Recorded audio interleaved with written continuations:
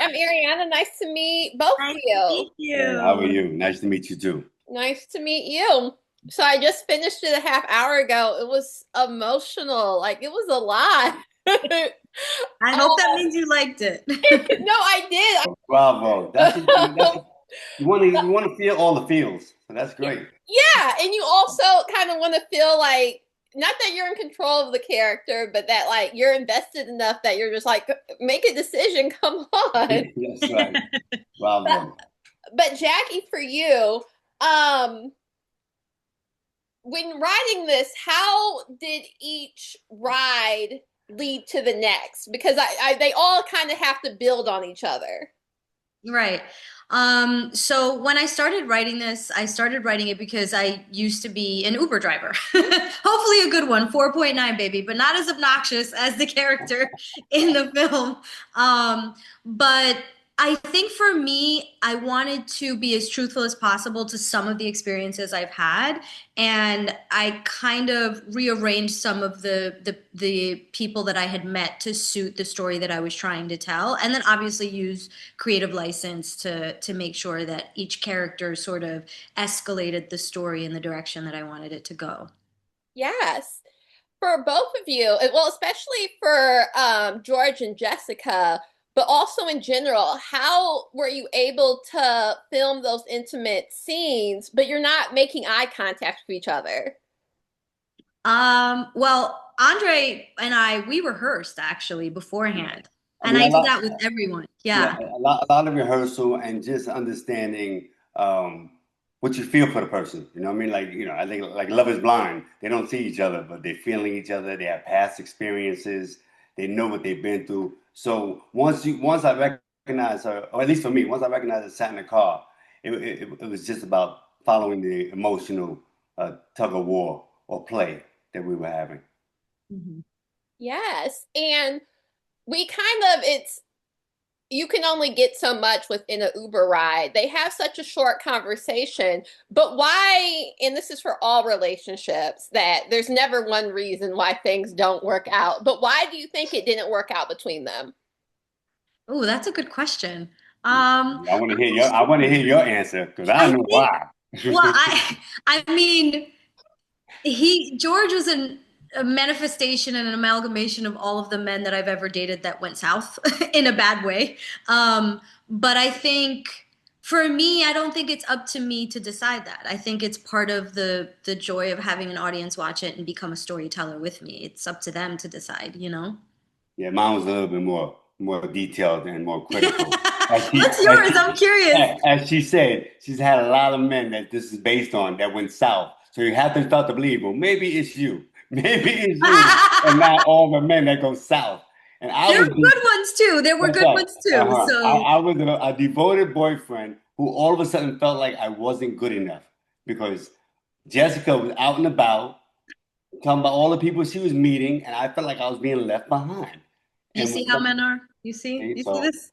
What we have to that's deal with? that's how I felt about the whole thing. She left George behind. She left George behind, but at the same token, she's still going for her dream, right? And George pivoted, and that's always going to eat it. That's always going to eat me. So when I sat in the car with her, I that's what I felt. I felt like this is a girl who I love to death, but who kind of in my mind gave up on me. But Hmm. that's my theory. We Mhm. see that Jessica kind of hesitated and was considering going back to talk. Do you think George himself considered like going back and like continuing the conversation? Well, absolutely. George is trying to get laid. Absolutely. Yeah, exactly. I think he would have done whatever she wanted, but I don't think he was gonna leave his wife. Yeah, I mean, time would have told. But we don't know. Something interesting George says, which I think is one of the things that moves the film forward and starts making her think, is that like who dreams for them doesn't shapes their dreams for themselves, and like who does isn't like the main character in their story. Um, why does he say that? And also, why do you think she receives it at that moment, or do you think it's later in the night that she receives that I won't say criticism, but that point of view. I definitely think it's the kernel that sort of drives her thought process throughout the rest of the film. The idea that like you're living your life for someone else. And I think that's something we all do. And we don't even realize we're doing it, whether we're living for our children or we're living for a significant other or to make our parents proud or whatever the case may be. I think it's a universal sort of idea. It just so happens that in this case it's someone else. You know what I mean? Yeah, I agree. I felt like there was I mean, I don't.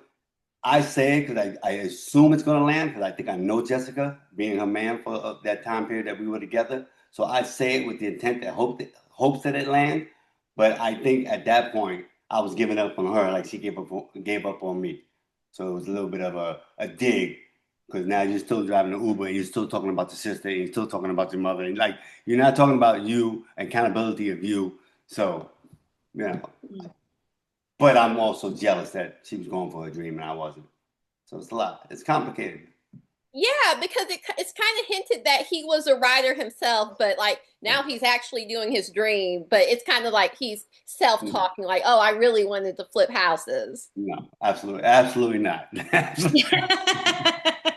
Yeah, no, I don't think so. But I No, think it's also commentary on the fact that, it's hard to pursue a dream yeah, you know what I mean? Like you really have to be all in. You do. yeah.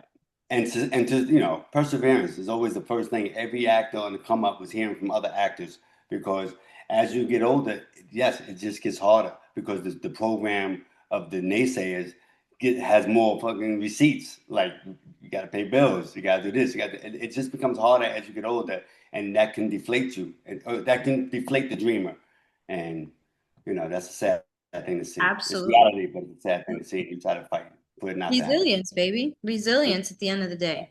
That's right. What would you say was probably the most challenging ride for the character of Jessica? For the character? Good question. Ooh, that's a great question.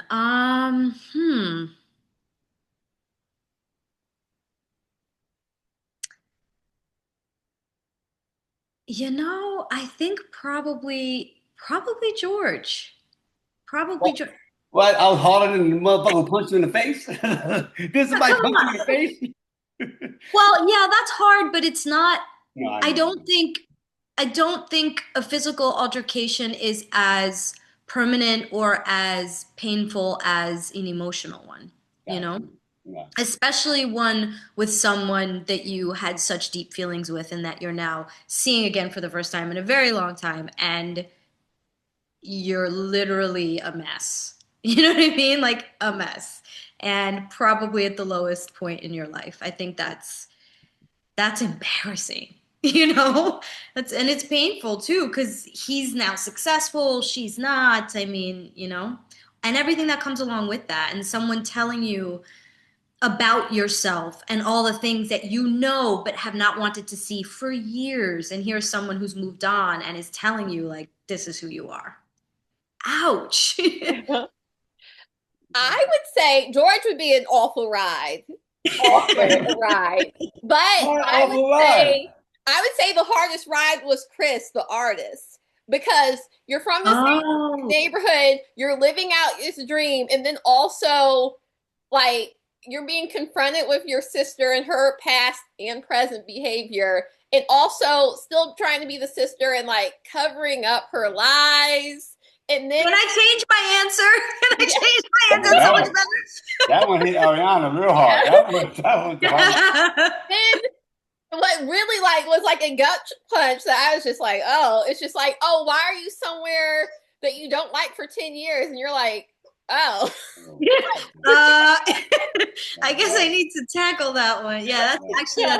that's probably the correct answer. There's no correct answer because all of them were challenging in their own way. Like even Bridget, like it was good in the end, but like you already have such a hard day. Like you had to do the emergency call with the therapist where everyone's been there. But then it's like, oh, you see the person who's living out your dream and you're like, today, Really? now. Really, Really? really.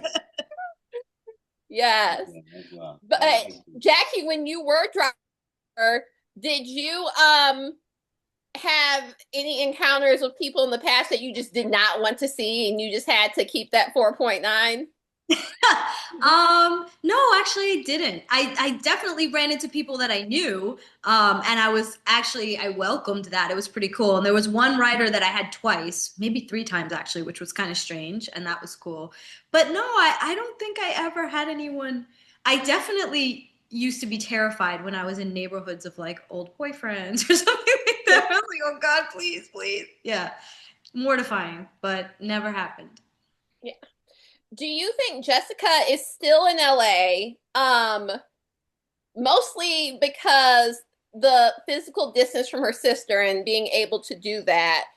But because technically she could be a filmmaker in New York. Like, why do you think she is still in LA? I think it's exactly what you just said. The physical distance allows her some space to breathe. And I do think she's still in LA. I think she's really good friends with Bridget now. And I think her and Bridget are trying to work on something together. That's what I think. Yeah. And Well, you see George on the side, right? No, I no, don't think so. don't think it's the end of George though. Like, no, it's no, no, it was that bye wasn't like a bye. Like, it's not the end of George. that's right. Not the No, end. maybe she'll employ George as a writer for something. That's right. That's right. Yeah. I get you a discount on real estate, and Yeah. You know, I it's write funny. a, She'll I write make a, George's dreams come true. yeah, I write a spec script, There and you I go. produce it. That's right. There you go. When making an independent film, which is also kind of about the struggle, and as I read in your director's note, it wasn't like, oh, this is being easily funded and everything's easy. How was it like to do that and it also be so personal? And then I'm sure you had your bad days and you're just like, I'm playing myself and this is a struggle. Like, what Yeah. was that like? But also have the camaraderie that you had Andre, that you had Louis, and also all these other incredible people being willing to be a part of it. Well, Andre, I mean, you can speak to why you hopped on board, but I can just say I've known Andre for a very long time. So long, I don't even remember. I know we met through a mutual friend, but I don't remember where or how, or I just know that I have always wanted to work with Andre. I think he's a fantastic actor. And while we were working on this project, I found out that he's also an incredible storyteller. Like the notes that he gave me when we were in the editing process were invaluable. So I had that ace in my back pocket the whole time. I didn't even know. So, but I don't know. Why did you hop on board? I thought maybe it was because some of the material resonated with you. I mean, of course, the material resonates. I'm an actor, so yeah, we all been through that journey at some point. But mostly for me, I heard this in business one time, and it was the case here. The script was great. It was a great script, but it was relatable to my world, right? So I understood the vision. But at the end of the day, I was buying into you I knew that you can make this happen. Like I knew that I always told you from A to Z, get the project from A to Z, and it was something about your tenacity, something about your passion. We knew each other back in the day. Anything I could do to help you get your dream kickstarted. I think it's a responsibility of fellow artists. You know what I mean? Like I think that's what we're supposed to do for each other. And that's the click. I So love I you, jumped man. on and I saw her and we talked throughout the process. And yeah, it was busting her ass, man. Like she was stressed out. She It was was a stressed lot. out. She was fed up. She wanted to quit a couple of times. But we came up hearing all the stories from every director, all the big dogs saying, yes, that's all the feelings. Mhm. It's the worst journey that brings you the most joy. So I jumped in on it just to to see this journey up close for me. It made me a better artist. It made Yeah. me a better producer. And So you were one of the first people to hop on. I think Louis came on after you. yeah. Louis, I had sent the script to, and he and I had been friends for years. He was looking for something to work on, rather, we were looking for something to work on together.